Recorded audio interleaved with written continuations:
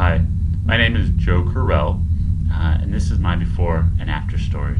The two words I chose are alone to loved.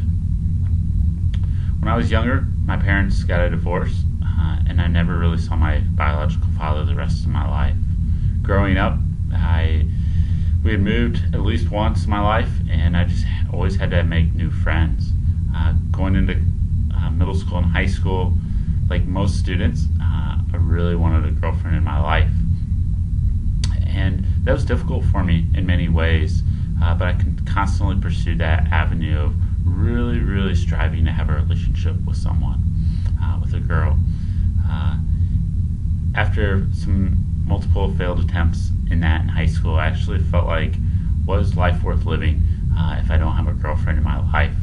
And so at one point I even contemplated committing suicide. But I eventually did have a girlfriend. She was a great girl, wonderful woman. But near the end of our relationship, at the end of my senior year of high school, we were talking, and even though I had always told her that I loved her, and she had reciprocated, she had told me, "Joe, I never really loved you." And this was really hard for me amongst the relationship with my biological father and now with this girl, and just really sensing this feeling, this longing of being alone.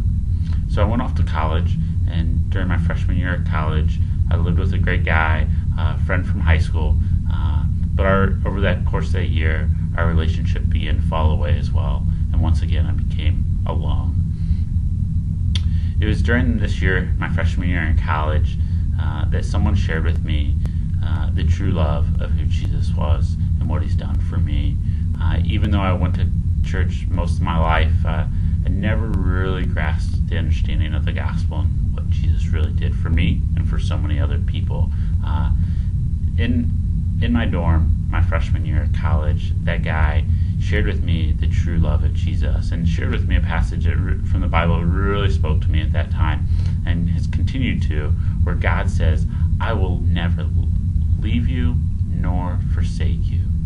And that just tremendously radically changed my heart and my view of who God was. And the fact that no matter what I do, no matter what I say, he will always love me and he will always be with me.